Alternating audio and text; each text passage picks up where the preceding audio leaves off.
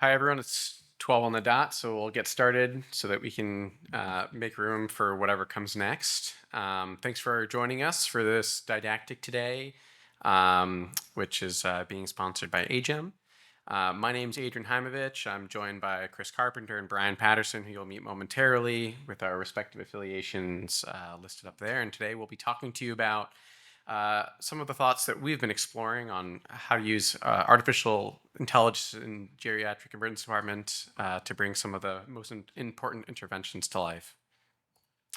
None of us had any disclosures for this talk. So to briefly outline our objectives today, the first is to very briefly, because I think that this will be appreciated by all without too much argument, the challenges and opportunities of geriatric acute care. Then we'll transition to Brian Patterson talking about designing an intervention, specifically looking at human-centered artificial intelligence and focusing on their experiences at the University of Wisconsin with their FALLS program. And then we'll transition to Chris Carpenter talking about building bridges between concepts and practice with implementation science. So to lay the groundwork for this talk, as we always should, I think many of us will appreciate and agree that the emergency department encounters of older adults as an opportunity to improve outcomes. First of all, these are very prevalent, with greater than 20% of ED visits at last count by older adults, that is to say, folks 65 years and older. And that there is a model that has been proposed, including by many leaders in this room, called the geriatric ED concept, that looks like it's a really effective strategy to reduce costs, functional decline, and readmissions. But the problem is getting that mission into the broader world of emergency departments and into acute care across the country, because only about 10% of all EDs nationwide are geriatric accredited. And I think it's reasonable to expect that the rate of population growth, especially among older adults, is going to continue to outpace the rate of geriatric ED growth. And so this is going to be something that all of our RDs need to be considering. So when we think about the geriatric ED, there are things that every ED sort of does, or many EDs do, and then there are things that we think that geriatric focus EDs, or those that have been accredited, should be doing. And some of the general tasks are things like suicidal ideation screening and falls risk. But then there are these additional tasks like delirium screening or cognitive impairment screening and screening for elder abuse. These sort of additional tasks that we hope that our geriatric EDs will sort of pick one or more to sort of accomplish.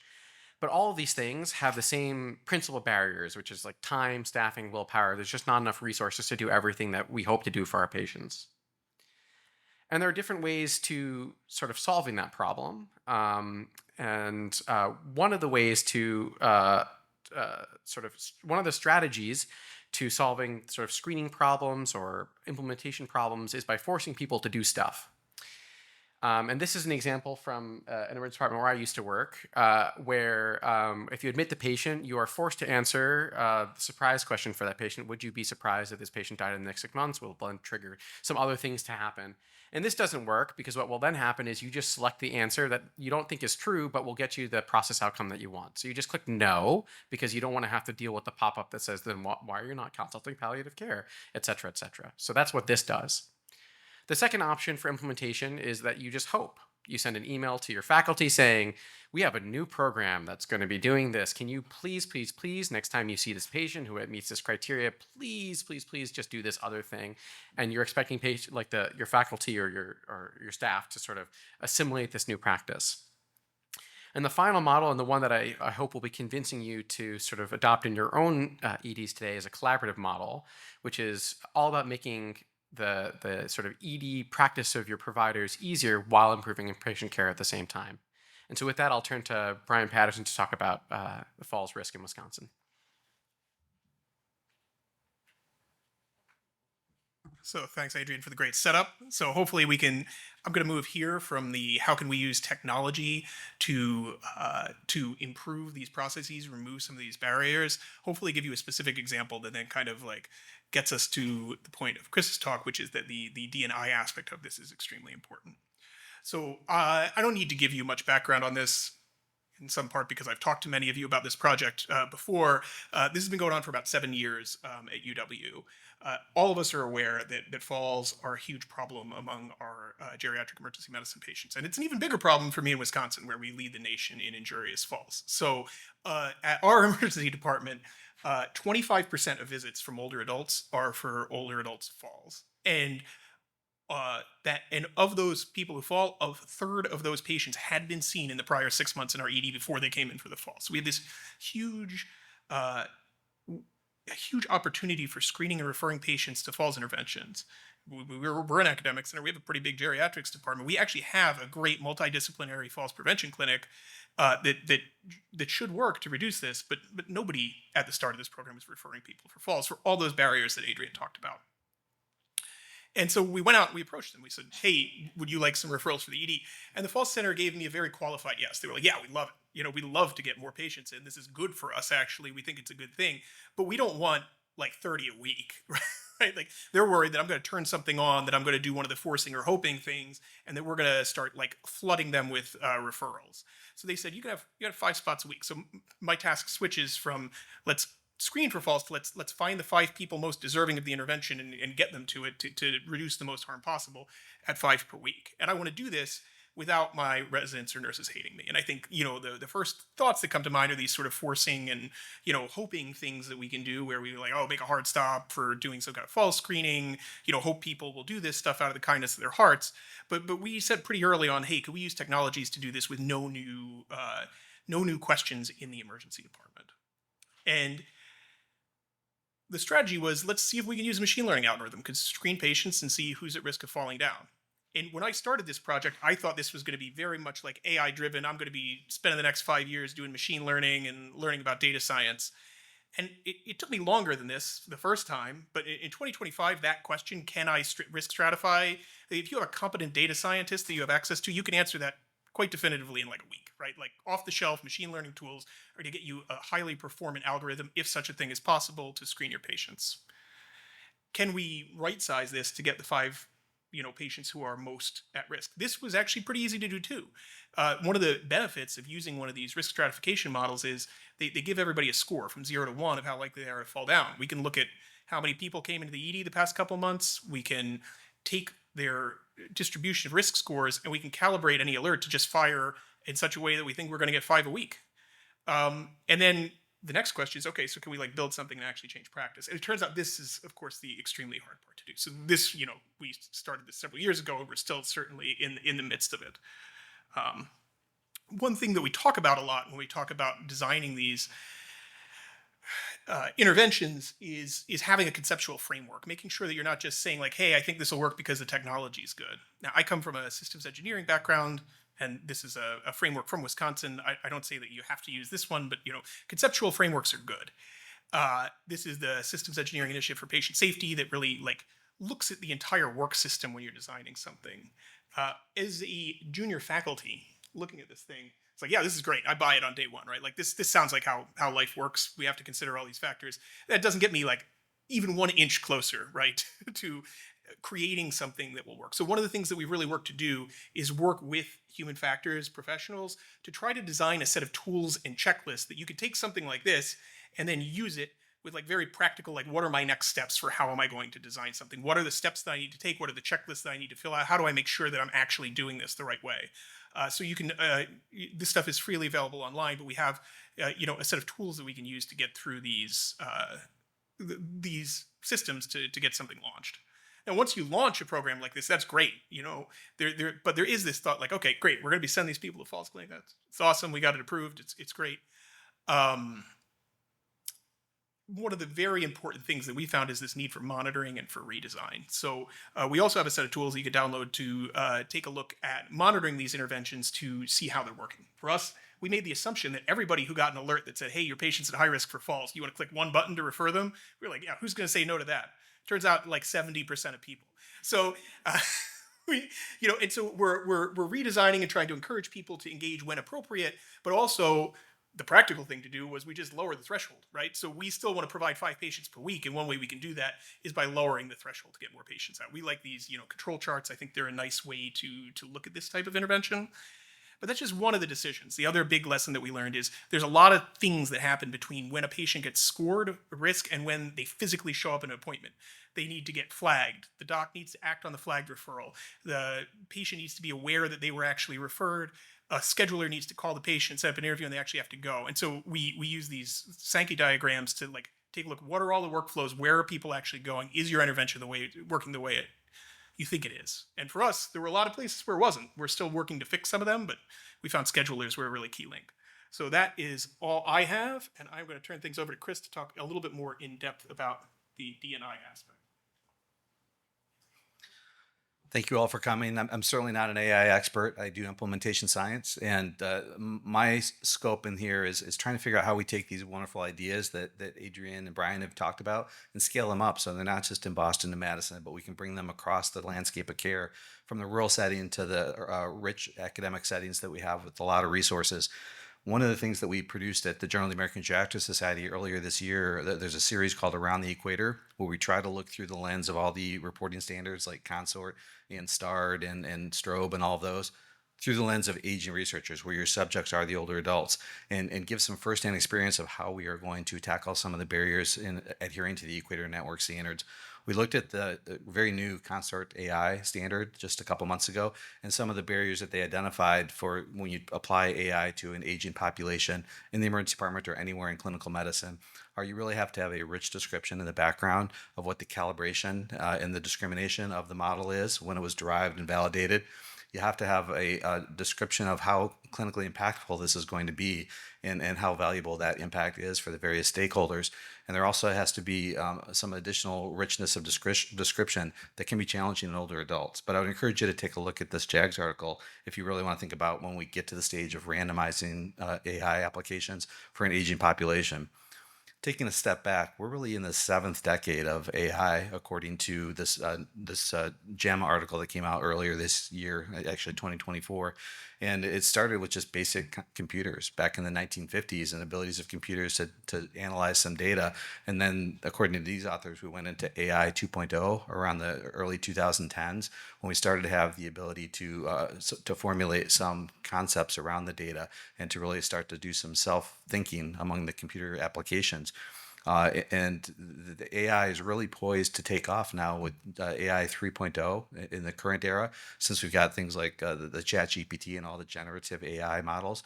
The question is how to use them ethically and how to make sure that we're not increasing health disparities by using them, how to have stewardship of those models, and as we have model after model following for many times the same application, when do we start to de-implement some of those models? And who's going to be in charge of that stewardship of those models within an institution? And those are some of the thoughts that I think that I would put up on this audience as we start to think about implementation science. I apologize, the hyperlink here doesn't work, the QRL code. It did work when I uploaded them, but it doesn't work today. I don't know why, but it's easy to find this article from Academy Health on artificial intelligence and health services research. Just to Google that. And one of the things that they prioritize and what can we do moving forward to make sure that we are having a positive impact on our patients is to publicize standard processes and best practices to encourage evidence-based implementation. And I hope to give you some tools to be able to start to do that at your institutions. Once we have some of these AI applications to really help us to effectively do stratification for palliative care and hospice care, for just general vulnerability assessments, for dementia and delirium, these geriatric syndromes that are passing through our EDs, and that all of us really lack the manpower to do a full comprehensive geriatric assessment on patients in the ED when we've got a waiting room full of 50 patients. How can AI really help us? And start to think about some of these implementation barriers.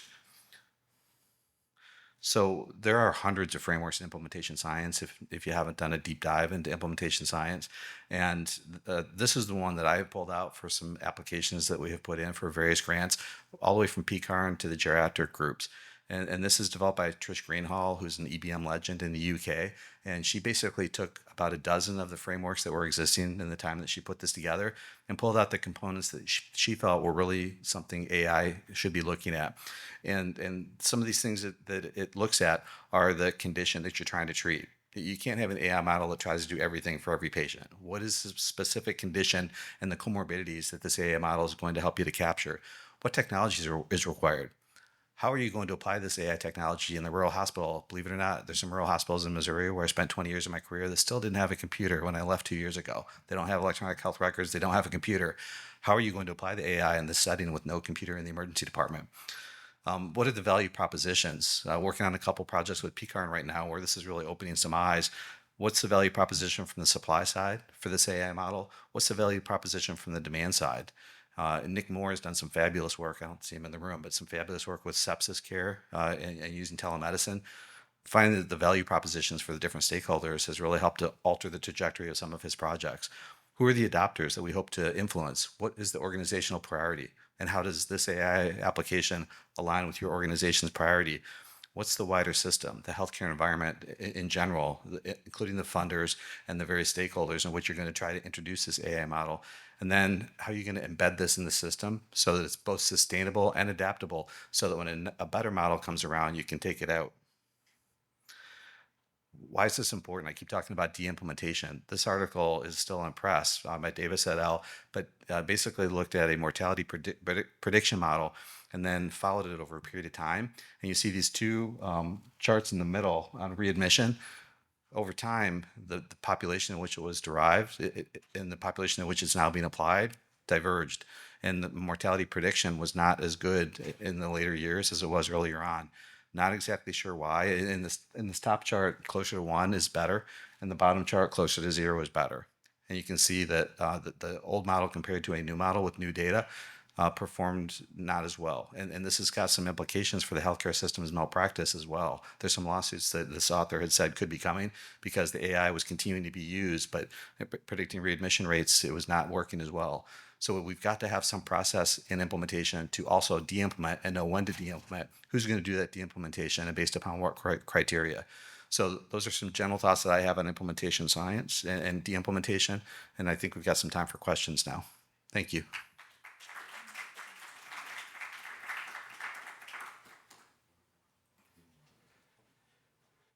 Thanks, Brian and Chris. Question? Great presentation. Sorry. It's really interesting. I think the key thing here I love that Chris talked about was the implementation and recalibration as time goes on. So let's see, there are a lot of algorithms. But the one thing we really need to think about, and I work with Tripod, I write the grade guidelines for prognostic modeling, and one thing we're really talking about here is the garbage in, garbage out. So right now we're writing a grant. The issue I'm running into is if we don't document geriatric syndromes and we don't report them, then how do we use them to inform decision making, right? And so I don't know the answer to that. I think the answer is self-report, but I don't really know the answer to that. So the one thing we're currently running in with is if we don't have documentation of this within EMR, are we then using bad data to try and predict health outcomes which we don't have data for? And so my question is, do you have any ideas on that? How do you see that moving forward? Because I don't have an answer to that, and I've been doing this work for quite some time. And Chris are working on a grant right now. How do we end? What are your perspectives?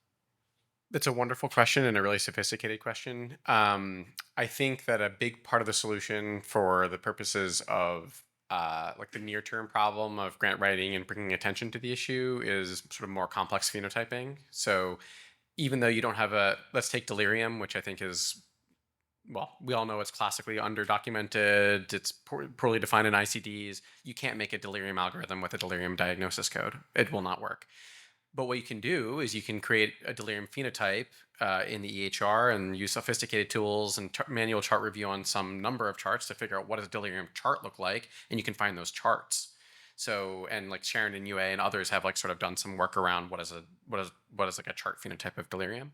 So you have to put the money, and the money being the time, into sort of making the complex phenotype if you want to find a complex thing like a geriatric syndrome. And then hopefully, we can all, like, as the process moves forward of us sort of enhancing our EHRs and doing more of the stuff for clinical operations purposes, we can get better phenotypes and better sort of labels into the record to begin with. I hope that somewhat addresses that's one person's perspective. I'm not sure if Brian or Chris wants to comment as well. I think that's an excellent answer. I would just add on that the technical ability to do this type of phenotyping in real time operationally has exploded in the past couple of years. I think the pace at which health systems are adopting tools which allow access to large language models to their data is really surprised me. And I think that we can hijack that for all sorts of purposes beyond the like initial billing and quality things that people are using it. But I wouldn't have guessed that it would be so quick to be able to like blindly expose all our data in the record to a model. And I think being able to do that, being able to like now is the time to decide how we're going to use that. Phenotyping is one of the most important things for geriatric emergency medicine. I thought that was a great answer. I think like phenotyping, like clustering you're talking about, I think that's really like phenotyping and clustering is really great. The problem is like we published papers in IJM Lab, we showed that geriatric genomes alone predict like 90% of remission, 70% of mortality. And so if we're phenotyping, like you said, we need to change operations so we can get that data eventually in it. But if we're phenotyping without that data, if we're clustering without that data, kind of like with sepsis did when they're getting sepsis phenotypes and such like that, that works well for medical complexity, but it doesn't work well for geriatric. The same we're finding, and I don't have the answer. I really don't know. It's just it's a challenge we're all kind of dealing with right now. Now we're using diagnoses. Now we're using laboratory values rather than can you walk on your own and feed yourself? Can you go to the bathroom on your own? Which are really the factors that influence geriatric sensitive outcomes. Agreed.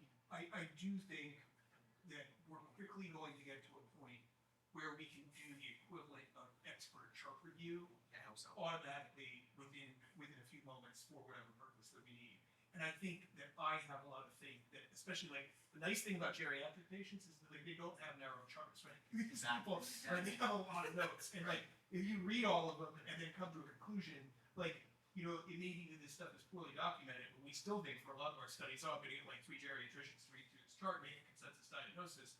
There's no reason to suspect that we can't beat that performance right now with large language models. And that's what I mean by phenotyping, not clustering like sepsis clustering, et cetera. It's like phenotyping the chart as. But it's a great question. We should continue after because I've got lots of thoughts. Scott. So I think this is all very fascinating, interesting. I want to know what, like, when I go back to Chicago later this week, like, what is the thing that I should implement, like, first? Like, where is like the low-hanging fruit that we can just launch something now? So, hot take. It's all low-hanging fruit. The question is, what does Chicago have interest in from like a health system operational perspective? If they have a problem in this cohort, there is a 1-week solution, and I think that's what I have learned from the last year, and that's what Brian was talking about in his part of the talk. Aligning with the operational goal of the enterprise is the everything. So if you have a falls clinic, take Brian's falls model. If you have a palliative care clinic that is underutilized, take my stuff, et cetera. So it's just whatever resources your institution has already, that can be brought to bear, then the algorithm is the easy side. Yeah. Any last questions, and we can release the room. Thank you again, Brian and Chris, and thank you for all of you for joining our talk.